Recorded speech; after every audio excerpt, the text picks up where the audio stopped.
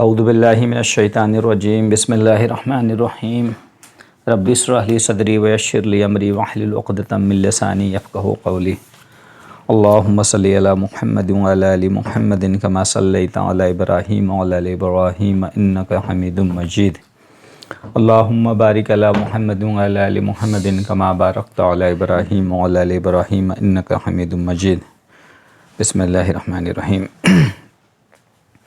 اللہ کے رسول صلی اللہ علیہ وسلم کے سیرت کے بارے میں ہم لوگ بات کر رہے تھے۔ پچھلی بار ہم لوگ کیا بات کیے تھے؟ پچھلی بار ہم لوگ بات کیے تھے، کافی انٹرسٹنگ ایپیسوڈ شروع ہو چکا ہے۔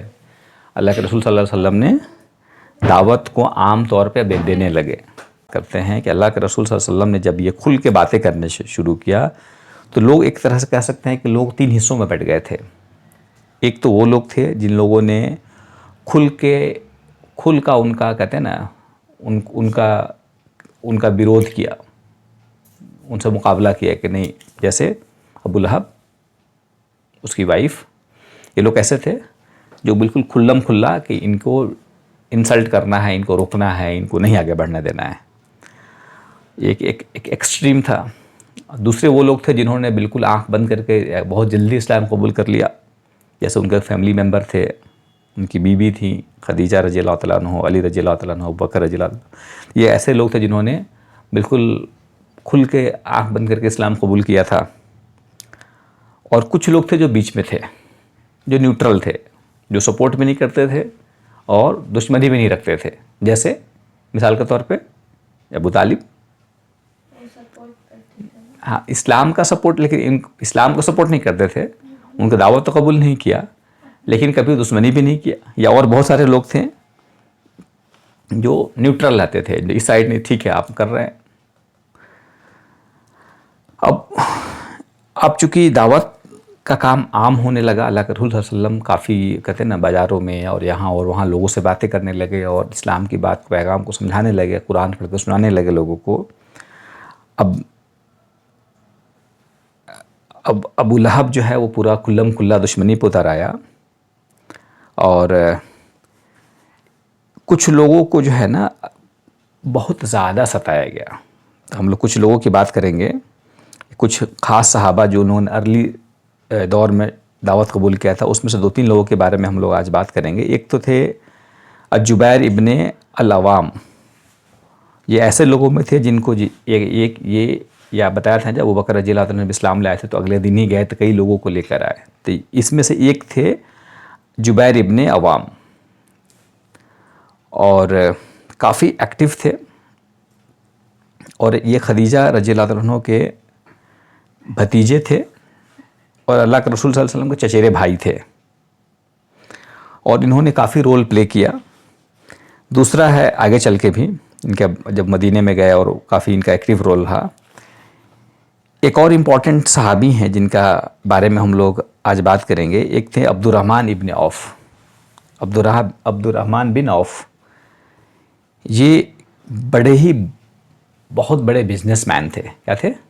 Business man.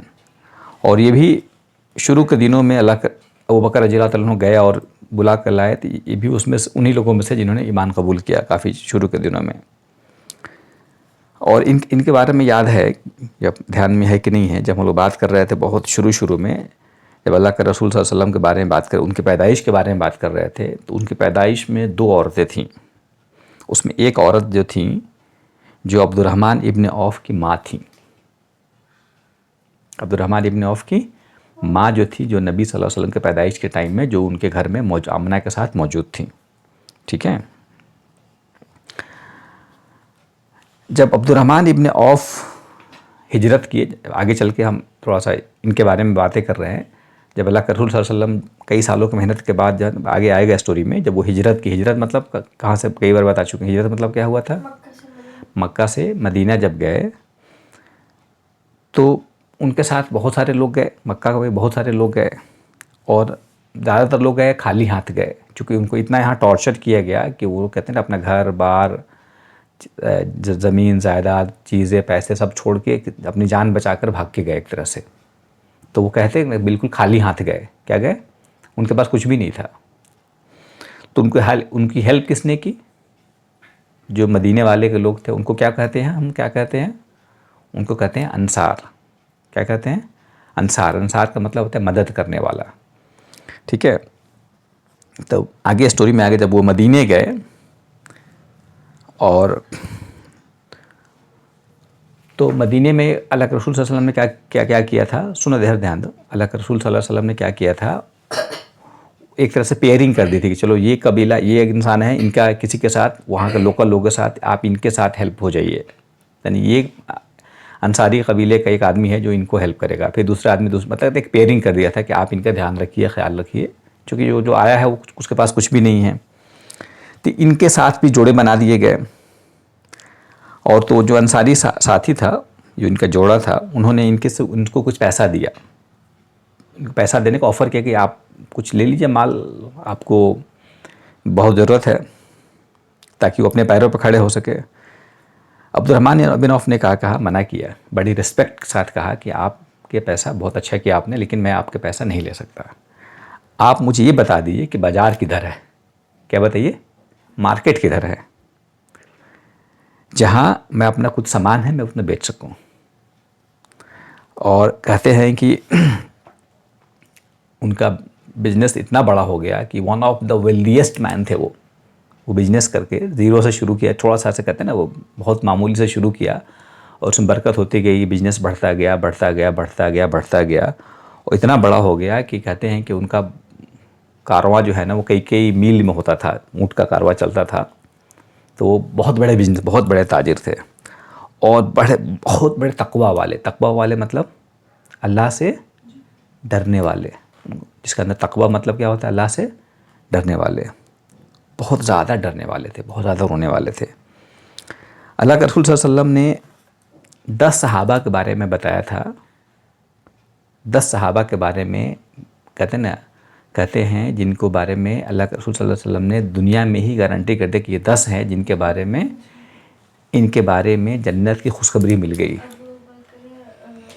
One of them. تو یہ 10 صحابہ دے آر کائنڈ آف جویل. بھائی جن کو بارے میں دنیا میں خبر کر دی جائے کہ آپ جنت آپ کے لیے گارنٹیڈ، اللہ کے رسول صلی اللہ علیہ وسلم نے کہہ دیا تو وہ بات پکی ہے. ٹھیک ہے. اس میں سے ایک کون تھے؟ عبد الرحمن بن عوف تھے. ویسے صحابہ تھے، لیکن جب حیرت کی، جب اللہ کے رسول صلی اللہ علیہ وسلم بتا رہے تھے، 10 صحابہ کا نام بتا رہے تھے نا، تو انہوں نے کیا کہا تھا اس وقت؟ انہوں نے کہا تھا، عبد الرحمن بن عوف سے کہا تھا کہ جو ان کو جنت کی گارنٹی ہے، تم 10 میں سے ایک ہو، لیکن تم بہت پیچھے سے آؤ گے. You will be late. تم بہت پیچھے رہ جاؤ گے. تو انہوں نے پوچھا کیوں بھائی؟ بہت حیرت کی بات ہے کہ میں پیچھے کیوں رہ جاؤں گا؟ تو انہوں نے کہا کہ تم کو حساب کتاب دینے میں، چونکہ تمہارا مال بہت زیادہ ہے، تم کو حساب، بھائی قیامت میں کیا ہوگا؟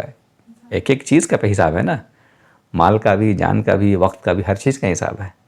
ایبسولوٹ کہتے ہیں نا وہ جسٹس، ایبسولوٹ جسٹس ہوگا وہاں پہ نا. تو آپ نے کہاں ایک ایک پیسہ کہاں خرچ کیا، کہاں سے کمایا، کہاں خرچ کیا، ہر سب کا حساب ہوگا. تو انہوں نے کہا کہ تمہارا دھن اتنا، تمہاری پراپرٹیز، تمہارے مال اتنے زیادہ ہیں کہ تم کو حساب میں وقت لگے گا، تم پیچھے سے آؤ گے. ٹھیک ہے. اور یہ سن کے عبد الرحمن بن عوف جو ہے نا بہت ان پر بھاری ہوا، مطلب کہتے ہیں نا ہی گاٹ شاکڈ، وہ رو پڑے. ٹھیک ہے. اور کہتے ہیں کہ وہ آگے چل کے عثمان رضی اللہ تعالیٰ عنہ کے زمانے میں ان کا بزنس اتنا بڑا ہو چکا تھا، اتنا بڑا ہو چکا تھا کہ وہ شہر کے ایک چھور سے دوسرے چھور تک جب کارواں ہوتا تھا نا، تو ایک انٹری، اب شہر کے کہتے ہیں نا ایک لاسٹ اینڈ پہ ہے، تو ان کا اونٹ کا جو سلسلہ ہے، ایک جو لاسٹ والا اونٹ ہے نا وہ شہر کے کہتے ہیں نا وہ دوسرے اینڈ پہ ہے. اتنا لمبا ان کا بزنس کا کہتے ہیں نا وہ مال لے کے چلنے والے، ڈھولنے والے ہوتے تھے. اور جب عثمان رضی اللہ تعالیٰ عنہ کے زمانے میں جب ان کا جب بزنس کا جب کارواں چلتا تو کہتے ہیں نا وہ ہلچل مچ گیا تھا. اس وقت عائشہ رضی اللہ تعالیٰ حیات سے تھی ان کے زمانے میں. جب انہوں نے پوچھا کہ بھائی کیا ہو رہا ہے، یہ اتنا مطلب ہر جگہ ہلچل ہے، بھائی ہوتا ہے نا، کوئی ہمارے یہاں شادی ہوتی ہے تو گاڑیاں کتنے 100 20 25 گاڑیاں چلتی ہے، تو لگتا ہے کہ गाड़ियों का कहते हैं ना वो रेल बन गया है, वो एंड ही नहीं होता है। तो इनका इतना बड़ा वो कारवां था कि वो जा रहा है तो ख़त्म ही नहीं हो रहा, एक गया फिर दूसरे के पीछे तीसरे के पीछे, ऊँट का कहते हैं ना पूरा चेन बना हुआ है, वो एंड ही नहीं हो रहा है। तो पूरा कहते हैं ना हलचल मच गया। तो आयशा रज़ी अल्लाह तआला ने पूछा घर से बाहर आई, भाई क्या हो रहा है, इतना हंगामा क्यों है? तो उन्होंने कहा, लोगों ने बताया कि अब्दुर्रहमान बिन औफ का कारवां, उनका डिलीवरी है, उनका समझे कि गाड़ी आ रही है, उनका माल आ रहा है। तो उन्होंने अब्दुर्रहमान बिन औफ के पास ख़बर भेजा कि मुबारक हो, अल्लाह तुम्हारे माल में बरकत दे, लेकिन याद रखो जो अल्लाह के रसूल ने तुमसे कहा था। याद दिलाया कि ये कब की बात हो रही है? उस्मान रज़ी अल्लाह, मतलब कई सालों के बाद की बात है, अल्लाह के रसूल सल्लल्लाहु अलैहि वसल्लम के इंतकाल के बहुत बाद की बात है। तो उन्होंने क्या याद दिलाया? माल है, अच्छी बात है, मुबारक हो, लेकिन याद है अल्लाह के रसूल सल्लल्लाहु अलैहि वसल्लम ने क्या कहा था कि जन्नत में जाओगे तो लेकिन काफ़ी देर होगी। अब ये सुनना था कि वो रो पड़े, कहते हैं ना, दोबारा से रिकॉल हो गया। और उस वक्त उन्होंने उस कारवां में, फर्स्ट कारवां मतलब वो पूरा जो कहते हैं ना वो पूरा जो माल है, जो पूरा जो ऊँटों का जो सिलसिला चल रहा है, फर्स्ट से लेकर लास्ट तक वो जितना था सबको बोला कि सब सदका, सारा का सारा सदका, अल्लाह के रास्ते में आप खर्च कीजिए, गरीबों में बांटिए, कुछ भी कीजिए, सब सदका। इतना बड़ा दिल भी दिया था अल्लाह ने उनको। एक और सहाबी हैं साद बिन अबी वक़ास, दूसरे सहाबी के बारे में बात कर रहे हैं हम लोग, साद बिन वक़ास। ये बहुत शुरू के दिनों में, जो शुरू में 8-10 लोग इस्लाम लाए थे, उनमें से एक हैं ये। और जब इस्लाम लाए थे तो उनकी एज जो थी ना, कितनी थी? सिर्फ 17 वर्ष के थे, सिर्फ 17 ईयर्स की एज में उन्होंने इस्लाम कबूल कर लिया था। मेरे करीब थे, माँ से बहुत ज़्यादा लगाव था इनको। और जब इनको माँ को पता चला कि भाई साद ने तो इस्लाम कबूल कर लिया, तो माँ बड़ी नाराज़ हुई, बड़ी दुखी हुई। और उन्होंने बहुत समझाया कि भाई ये क्या कर दिए, अपने बाप दादा लात उज्जा सबको छोड़ दिए, बाप दादा का जो रिलीजन था और क्या नया उसमें कर लिए। तो उन्होंने बहुत समझाया, बहुत मनाया, लेकिन साद नहीं माने। ठीक है, उस समय उनकी माँ ने कहा कि अगर तुम मेरी बात नहीं मानते हो तो मैं नहीं खाऊंगी, नहीं पीऊंगी। माँ का, औरतों का होता है, अगर तुम नहीं मेरी बात माने तो मैं नहीं खाऊंगी, नहीं पीऊंगी, मैं मर जाऊंगी। अब साथ समझाने लगे कि भाई ऐसा मत कीजिए, समझाने लगे भाई ऐसा मत कीजिए। और वो पूरा कोशिश किए समझाने का, लेकिन उनकी माँ भी अड़ी रही कि नहीं, तुम मेरी इतना दिन समझा रहे, तुम मेरी बात नहीं मान रहे हो, तुम नहीं मानोगे तो मैं नहीं खाऊंगी पीऊंगी। और ये उल्टा समझा रहे हैं। अभी 4 दिन गुजर गया, 4 दिन से कुछ खाया नहीं, कुछ पिया नहीं।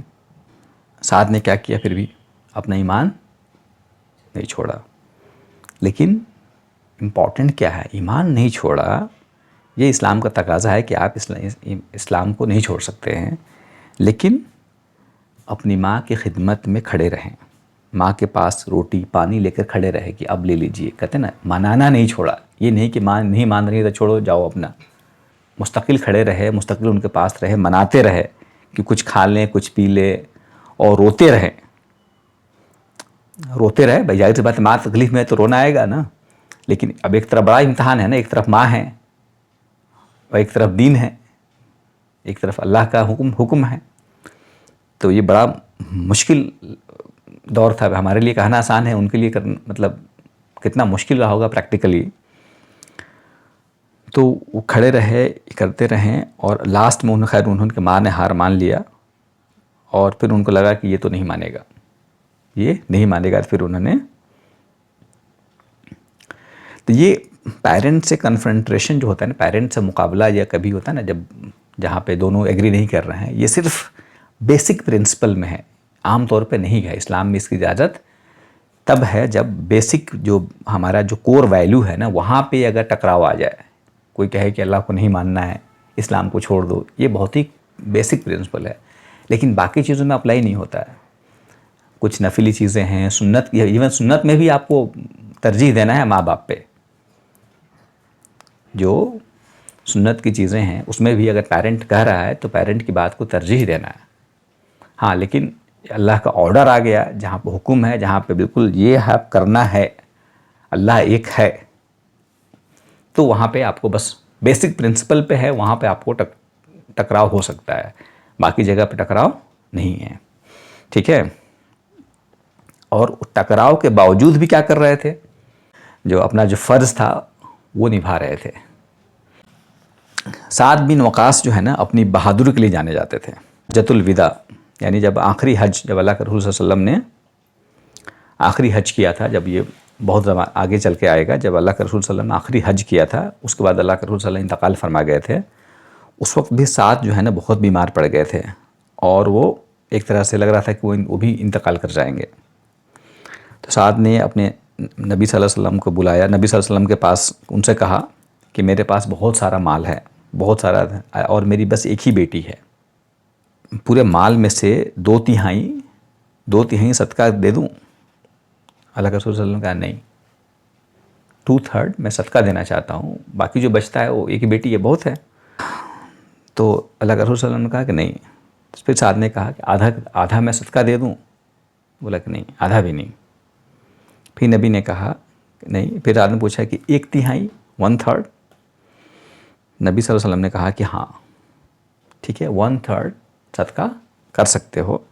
ہاں اللہ تمہیں اپنے مال میں 1/3 صدقہ دینے کا حکم دیتا ہے, مطلب اجازت دیتا ہے کہ ٹھیک ہے پرمیسیبل ہے کہ آپ 1/3, مطلب آپ کے پاس اگر 100 روپیہ ہے تو 33 روپیز, وہی ہوا نا 1/3, کریکٹ نا, 33.33 روپیز آپ صدقہ دے سکتے ہیں. آپ آدھا کا آدھا لوگوں میں بانٹ دیں, یہ مناسب نہیں ہے. ٹھیک ہے. حالانکہ انہوں نے اللہ کے رسول صلی اللہ علیہ وسلم کہا کہ حالانکہ 1/3 بھی بہت ہے, 1/3 بھی بہت ہے. اپنے دھن کو صدقہ میں دینے سے بہتر ہے کہ تم اپنے گھر والوں کو مطلب کہتے ہیں نا ایک خوشحال زندگی دو, تاکہ وہ سڑک پر نہ آ جائے. یہ نہیں کہ صدقہ کر دے اور گھر والے 2 سال کے بعد سڑک پہ آ جائیں, ان کے پاس کچھ نہیں ہے, وہ کسی اور سے صدقہ مانگ رہے ہیں. ویسا نہیں, بلکہ گھر والوں کو اچھے حال میں چھوڑ کے جاؤ. ٹھیک ہے. تو 1/3 کی اجازت ملی ان کو. اور ان کے بارے میں آتا ہے کہ احد کی لڑائی میں, جب آگے ہم لوگ بہت بعد میں آگے بات کریں گے, احد کی جب لڑائی ہوئی تھی اس میں نبی صلی اللہ علیہ وسلم پہ حملہ ہوا تھا, اللہ کے رسول صلی اللہ علیہ وسلم زخمی ہوئے تھے. تو اس وقت سعد بن وقاص ان کے ساتھ تھے اور نبی کے سامنے کھڑے ہو گئے تھے. کھڑے ہو کر کہتے ہیں نا تیر چلا بھی رہے تھے اور تیر کھا بھی رہے تھے. کہتے ہیں نا پورا ایک طرح سے ہی was working as a shield, اللہ کے رسول صلی اللہ علیہ وسلم کو بچانے کے لیے اپنی جان کو قربان, کرتے ہیں نا ڈزنٹ میٹر, ان کے سامنے کھڑے ہو کر ان کی حفاظت کر رہے تھے اور تیر بھی چلا رہے تھے. 1-2 صحابی کے بارے میں ہم لوگ اور بات کریں گے. ایک اور صحابی ہیں ابو عبیدہ ابن الجراح. صحابہ نے کہا تھا, مطلب اس وقت کہتے ہیں کہ اسلام سے پہلے, مطلب اللہ کے رسول صلی اللہ علیہ وسلم کے پیغام سے پہلے, اسلام سے پہلے مکہ میں 3 لوگ ایسے تھے جو اپنی ایمانداری, بھروسے مند اور کیریکٹر کے لیے بہت فیمس تھے.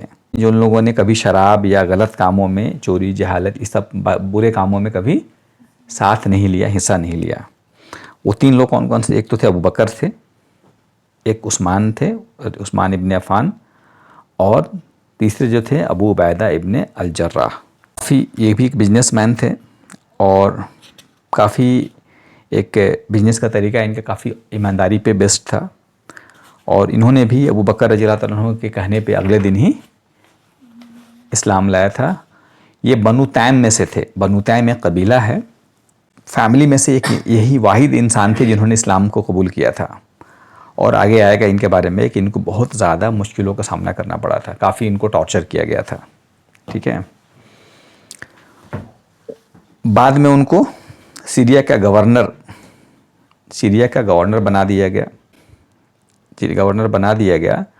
اور جب ان سے بغیر پوچھے ہوئے اتنے زیادہ وہ کہتے ہیں پریشان ہوئے کہ انہوں نے کہا کہ نہیں میں لوگوں کی خدمت کروں گا, میں ایسے بھی وہ کام میں کر رہا ہوں, لیکن مجھے یہ پوزیشن نہیں چاہیے. ٹھیک ہے, یہ پوزیشن میں ایکسیپٹ نہیں کر سکتا. ایک آخری صحابی ہیں جن کا نام ہے سعید بن زید. سعید کے بارے میں آتا ہے کہ یہ وہی سے پہلے جو لوگ کہتے ہیں نا حنفا کے بارے میں بات کیے تھے لوگ, کچھ لوگ ایسے تھے جو لوگ پھر بھی ایک اللہ کو مانتے تھے. جو لوگ جو مورتیوں کو یا بتوں کی پوجا نہیں کرتے تھے, اللہ کو ایک مانتے تھے. اور ان کے جو فادر تھے سعید کے, زید بن عمرو بن نفیل, وہ بھی ایک اللہ کو ماننے والے میں سے تھے. ٹھیک ہے. ان کے فیملی میں سے جب کوئی, ان کے قبیلے کے لوگ جب کوئی قربانی دیتا, بتوں کے سامنے کچھ کہتے ہیں نا, کوئی جانور قربان کرتے, تو اس میں سے حصہ, ویسے کھانے میں حصہ یہ لوگ نہیں لیتے تھے. ٹھیک ہے. اور اس وجہ سے ان کے فیملی کو, ان کے قبیلے کے لوگوں نے بہت ستایا. کہتے ہیں نا, توحید کے بارے میں باتیں کرتے تھے جب کہیں بھی توحید نہیں تھا, کہیں بھی اللہ کو ماننے والے کی بات کھل کر نہیں ہوتی تھی, لیکن اس وقت یہ باتیں کرتے تھے. اسی لیے نبی صلی اللہ علیہ وسلم نے ان کی تعریف کی, کہا کہ قیامت کے دن زید بن عمرو بن نفیل کی ایک پوری امت کے روپ میں اٹھایا جائے گا. اسے بھی ایک طرح سے ایک امت کے روپ میں اٹھایا جائے گا. سعید ہمیشہ اللہ کے رسول صلی اللہ علیہ وسلم کے ساتھ رہے. وہ ان لوگوں میں سے تھے جو کھڑے ہو کر احد کے لڑائی میں اللہ کے رسول صلی اللہ علیہ وسلم کی حفاظت کیے تھے. یہ بھی ویسے لوگوں میں سے تھے. اور یہ ہجرت کے 51 ایئرس یعنی 79 ایئرس کے ایج میں ان کا بھی انتقال ہو گیا تھا. یہ ہم لوگوں نے ان لوگوں کے بارے میں بات کیا جو لوگ دارالارقم, بتایا دارالارقم کیا تھا. اس میں اور بھی صحابی ہیں, ابو سلمہ عبداللہ بن عبد الاسد, الارقم بن القم کی بات, ان کے گھر کی بات ہو رہی ہے. عثمان بن مجعون اور ان کے دونوں بیٹے قدامہ اور عبداللہ, عبیدہ بن الحارث, اسماء اور عائشہ جو ابوبکر رضی اللہ عنہ کی بیٹیاں, یہ سب وہاں پہ تھیں. خباب بن الب. لوگ تھوڑے جمع ہو گئے. لوگ اسلام میں قریب 40 سے زیادہ لوگ ایمان لا چکے. اور کہاں اکٹھا ہوتے, ارقم بن القم گھر میں اکٹھا ہونے لگے. اب جو ہے نا, مسلمانوں کی موجودگی سوسائٹی میں دکھائی دینے لگی کہ لوگ یہاں پہ اب مسلمان ہو گئے ہیں. اور اس میں سے زیادہ تر لوگ جوان تھے اور قریش کے بڑے گھرانے سے تھے. اور اس وجہ سے کیا ہوا نا, قریش کے لیے پریشانی بن گئی. قریش کے لوگ بھی تھے اس میں, قریش کے بڑے خاندان کے لوگ بھی تھے. ہم لوگوں نے پہلے بات کیا تھا ابو لہب کے بارے میں. ابھی ایک اور انسان ہے جس کا نام ہے ابو جہل. جس کا نام ہے ابو جہل. ابو جہل کا اصل نام ایکچولی ابو جہل نہیں تھا. ابو جہل کا نام تھا عمرو بن ہشام. عمرو بن ہشام جو کہ مخزوم قبیلے سے تھا. اور اس کا مشہور نام تھا, اس کا نام تو تھا عمرو ابن ہشام, لیکن اس کا فیمس نام تھا ابو الحکم. کیا نام تھا؟ ابو الحکم. لیکن ابو جہل اس لیے کہتے ہیں کہ وہ جہالت کے لیے, جاہلوں کا باپ. ٹھیک ہے. تو لوگوں نے ٹھان لیا کہ بھائی اب تو بہت مشکل ہاتھ سے نکل رہے ہیں, ایک کے بعد کیا ہو رہا ہے, لوگ مسلمان ہوتے جا رہے ہیں, اور وہ بھی جوان لوگ ہو رہے ہیں, اور وہ بھی قریش کے لوگ ہو رہے ہیں. تو کئی لوگ ہوتے جا رہے ہیں مسلمان. تو اب کیا کیا جائے؟ سوچا کہ ایک ہی طریقہ ہے کہ اب جو بھی ہو رہا ہے نا, ان کو ٹارچر کیا جائے, ان کو پریشان کیا جائے. اتنا پریشان کیا جائے کہ تاکہ یہ نبی سے دور ہو جائے, نبی کی باتوں پہ ماننا چھوڑ دے.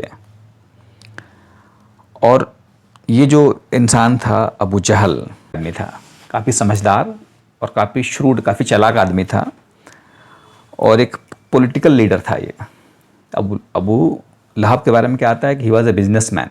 اس کے بارے میں آتا ہے کہ یہ پولیٹیکلی بڑا مضبوط تھا, یہ پکڑ تھی اس کی. قریش کا ہے کہ یہ پولیٹیکل لیڈر تھا.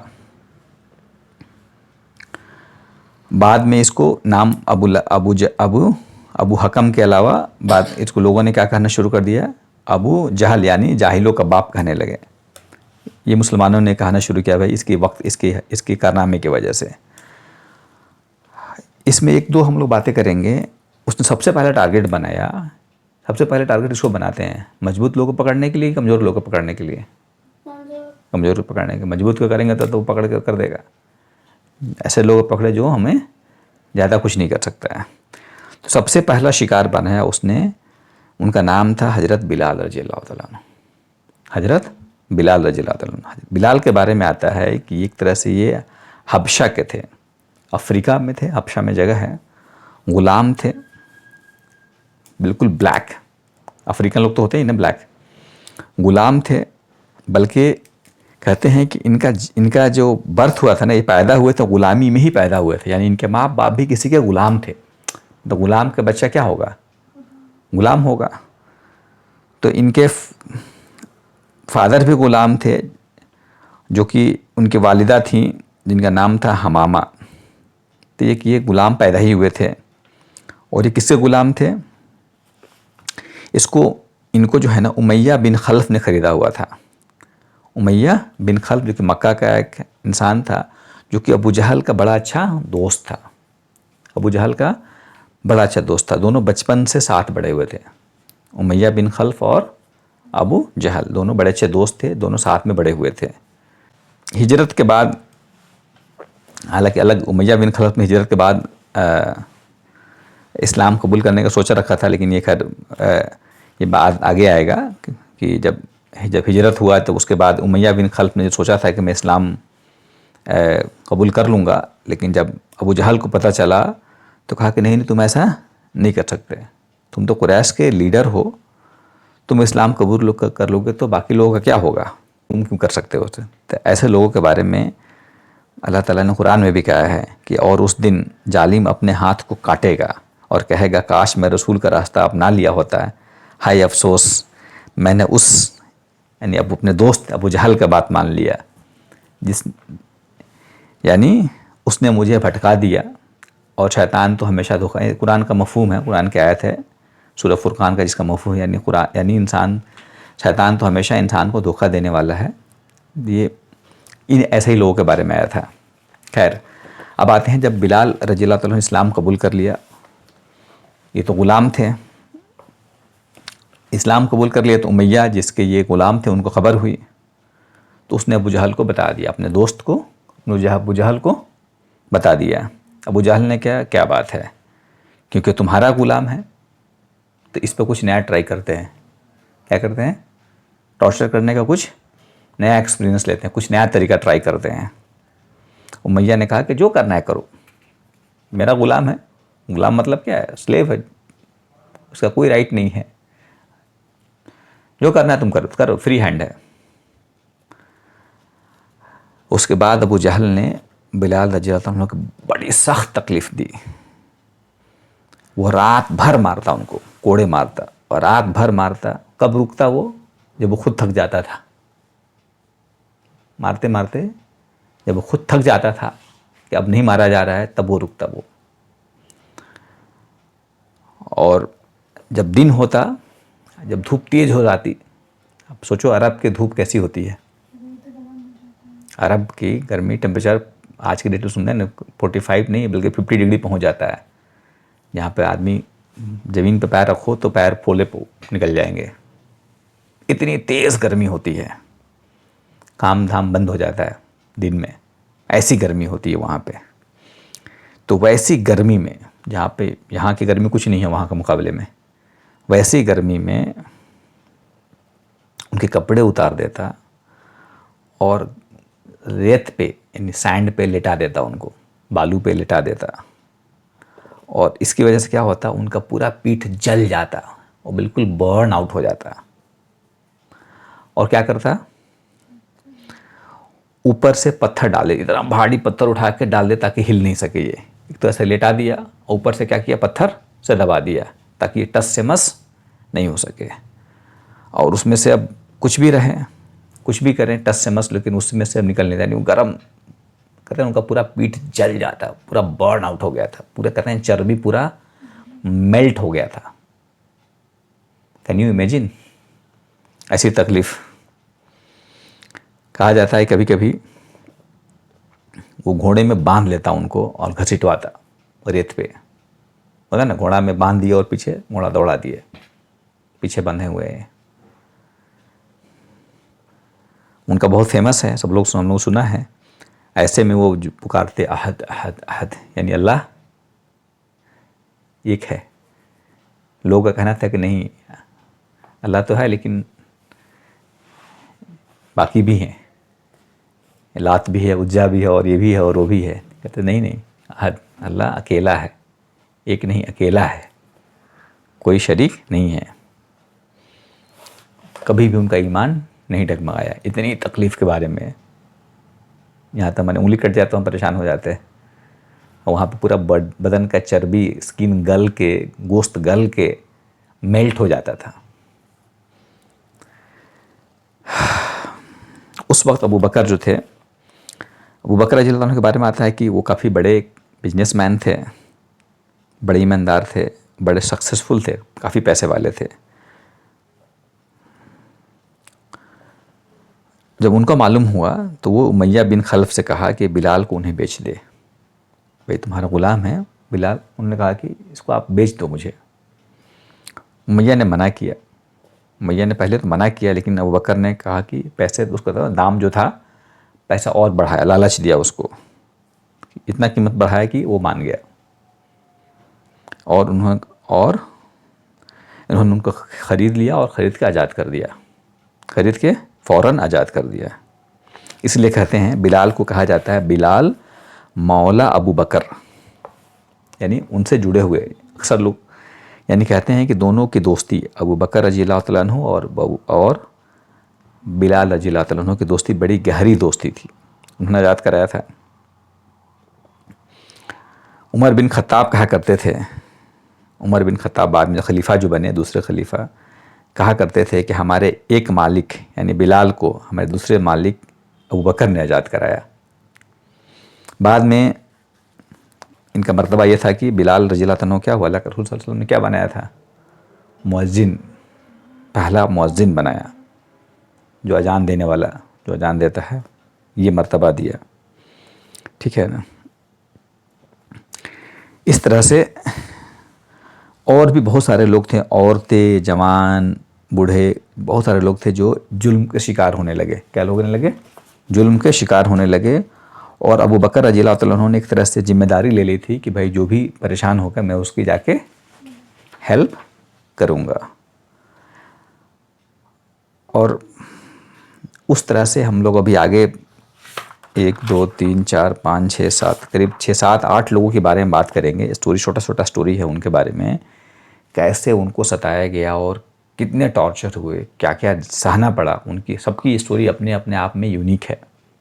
سب کی اسٹوری یونیک ہے. ابھی ہم نے ایک کا اسٹوری پڑھا, کس کے بارے میں, بلال رضی اللہ تعالیٰ عنہ کے بارے میں, کیسے وہ آزاد ہوئے اور کیا مرتبہ ملا ان کو, مؤذن بنے, اللہ کے رسول صلی اللہ علیہ وسلم کے ساتھ ہمیشہ ساتھ رہے. ان کی اپنی اسٹوری الگ ہے, وہ کبھی دیکھا جائے گا, لیکن ایک مختصر میں. اور پھر اور ہم لوگ ابھی عامر بن فہیرہ, چنیرہ, ایک اور 4 5 اور ہم لوگوں کا نام ہے جو بڑے شروع کے دنوں میں جن کو بہت زیادہ ٹارچر کیا گیا. اتنے ہیں ٹارچر کیا کہ جن کے سن کے رونگٹے کھڑے ہو جائیں گے, الگ الگ طریقے سے, صرف اس لیے کہ اسلام لے آئے. ٹھیک ہے. اس کے بارے میں ہم لوگ انشاءاللہ اگلے سنڈیز کو یہاں سے ہم لوگ آگے بات کریں گے. ٹھیک ہے. سبحان اللہ بحمدہ, سبحانک اللہم و بحمدک, نشہد ان لا الہ الا انت, نستغفرک و نتوب الیک. سبحان ربک رب العزت عما یصفون وسلام علی المرسلین والحمد للہ رب العالمین. السلام علیکم ورحمۃ اللہ وبرکاتہ.